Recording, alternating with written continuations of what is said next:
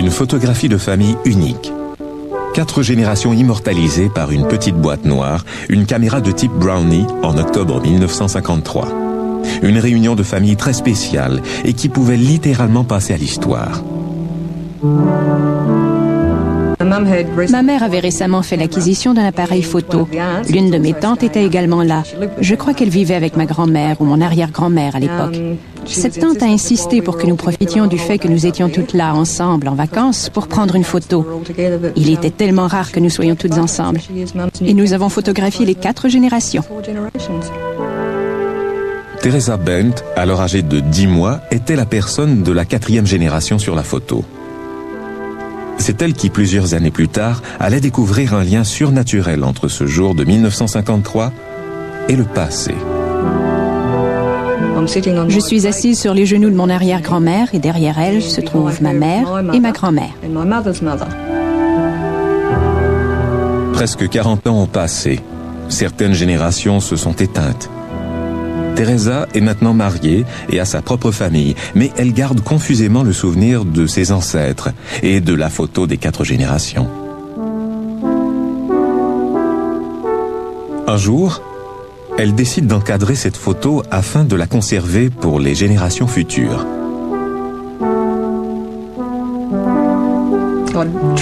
J'ai tracé la forme ovale pour le cadre et alors que je découpais avec les ciseaux, j'ai enlevé un coin et, en le retournant, j'ai vu une figure dans le coin et j'ai cru que j'avais supprimé la tête de quelqu'un.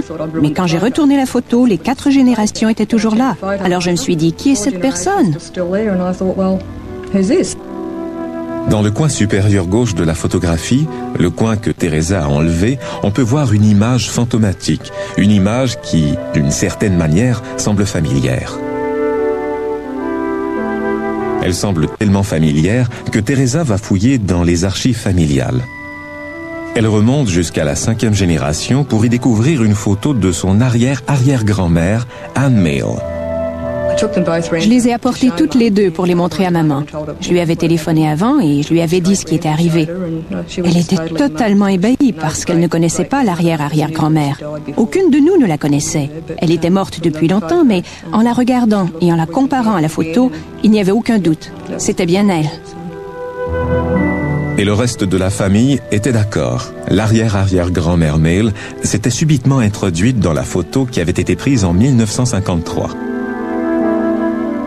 Nous avions toujours appelé cette photo la photo des 4 générations. Maintenant, c'est la photo des 5 générations, car notre arrière-arrière-grand-mère est bien assise là, à veiller sur nous. Peut-être devez-vous avoir des liens familiaux très étroits pour voir l'image, la ressemblance et pour y croire. Teresa Bent, elle, ne doute pas un instant du fait que l'arrière-arrière-grand-mère Mail est morte, mais elle ne sera certainement pas oubliée. Oui, je crois vraiment qu'elle nous protège tous. Comme elle est de la première génération en Australie, elle nous surveille probablement tous. Elle sait comment nous allons et ce qui nous arrive. Je crois qu'elle est encore parmi nous d'une certaine façon et qu'elle pourrait réapparaître sur une autre photo.